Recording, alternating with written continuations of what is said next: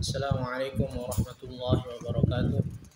Alhamdulillah wassalatu wassalamu ala Rasulillah wa ala alihi wa sahbihi wasallam. Alhamdulillah, dengan nikmat dan karunia Allah Subhanahu wa taala, insyaallah pada saat ini kita akan membahas dua buah materi. Yang pertama, jenis anak berkebutuhan khusus. Kemudian kedua, peran guru PAI pada anak dengan berkebutuhan khusus. Yang pertama, jenis anak yang berkebutuhan khusus adalah yang pertama, anak dengan hambatan fisik seperti tunanetra, gangguan penglihatan total atau sebagian. Kemudian jenis kedua dari anak dengan hambatan fisik tunarungu, yaitu gangguan pendengaran total atau sebagian, termasuk tuli atau kesulitan mendengar. Tunadaksa, gangguan pada anggota tubuh atau mobilitas seperti lumpuh, mutasi atau kelainan bentuk tubuh. Kemudian jenis kedua dari anak berkebutuhan khusus adalah anak dengan hambatan intelektual. Ini seperti anak yang memiliki kemampuan intelektual di bawah rata-rata yang mempengaruhi kemampuan belajar dan adaptasi sosial. Kemudian jenis ketiga, anak dengan hambatan perilaku dan emosi. Ini seperti perilaku sering membangkang, marah, atau agresif. Kemudian jenis ketiga, anak dengan hambatan belajar khusus, seperti anak kesulitan membaca, mengeja, atau memahami teks. Seperti juga anak dalam kesulitan dalam menulis atau menyusun kata secara benar. Yang keempat, anak dengan gangguan perkembangan. Ini dimisalkan seperti anak spektrum dengan kemampuan kognitif tinggi tetapi kesulitan dalam interaksi sosial. Kemudian yang terakhir adalah anak dengan hambatan ganda, memiliki lebih dari satu hambatan, misalnya kombinasi antara tunanetra dan tunagrahita. Nah, ini jenis anak-anak berkebutuhan khusus. Setiap jenis memerlukan pendekatan atau metode pendidikan yang berbeda sesuai dengan kebutuhan mereka. Maka dukungan yang diberikan melibatkan orang tua, guru, dan tenaga profesional lainnya.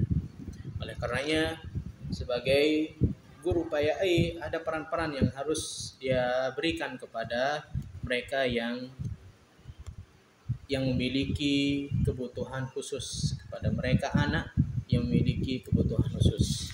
Yang pertama adalah mengajarkan hikmah kepada mereka tentang keberagaman ciptaan Allah Subhanahu wa taala. Sesungguhnya Allah Subhanahu wa taala tidak menciptakan sesuatu itu sia-sia, melainkan ada hikmahnya. Hikmahnya adalah agar kita bisa mengenal satu sama yang lain, agar kita bisa menghormati satu sama yang lain. Jadi yang menurut kita sempurna ciptaannya kita hormati.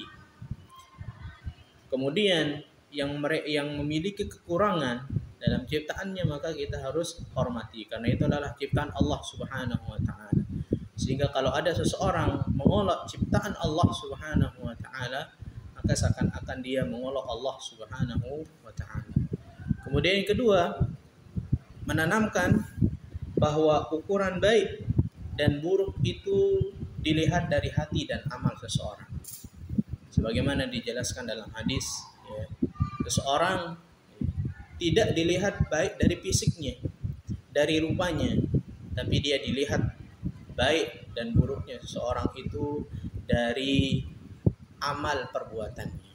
Kalau seandainya orang sempurna itu dia melakukan perbuatan buruk, maka pada hakikatnya dia adalah orang yang buruk.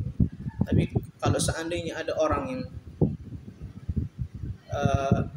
buta, atau dia tidak memiliki kedua tangan, dia adalah orang yang baik. Dia memiliki akhlak yang baik, memiliki perilaku yang baik, maka dia adalah orang yang baik di sisi Allah Subhanahu wa taala. Inna akramakum indallahi atqakum. Sungguhnya orang yang paling mulia di sisi Allah Subhanahu wa taala itu adalah mereka yang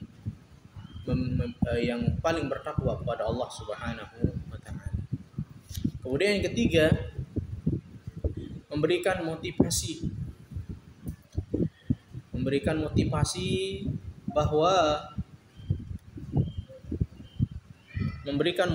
bahwa setiap orang pasti bisa mencapai cita-citanya. Kita berikan semangat kepada mereka. Sekalipun mereka memiliki kekurangan, tapi kalau mereka memiliki cita-cita yang tinggi, kemudian mereka berikhtiar, mereka melakukan sebab-sebab, mereka bertawakal kepada Allah Subhanahu wa taala, pasti Allah Subhanahu wa taala akan berikan cita-cita yang dia inginkan. Seperti para ulama zaman dahulu, para ulama hadis, kebanyakan mereka buta. Mereka buta, tidak bisa melihat. Tapi Allah karena keinginannya yang keras untuk menghafal hadis Nabi Sallallahu Alaihi Wasallam, yang mana pada saat itu mungkin belum canggih seperti zaman sekarang, Allah Subhanahu Wa Taala berikan dia cita-citanya, apa yang dia inginkan. Maka dari situ kita berikan kepada mereka, anak-anak yang berkebutuhan khusus, bahwasanya kalian pasti bisa. Apa yang kalian inginkan pasti bisa. Dengan syarat kalian semangat, kemudian berusaha, banyak berdoa kepada Allah Subhanahu wa taala, berbaik sangka kepada Allah Subhanahu wa taala. Ini yang bisa saya sampaikan, semoga ini bermanfaat. Subhanakallah wa bihamdik, asyhadu an la ilaha illa ant, astaghfiruka wa atubu ilaika.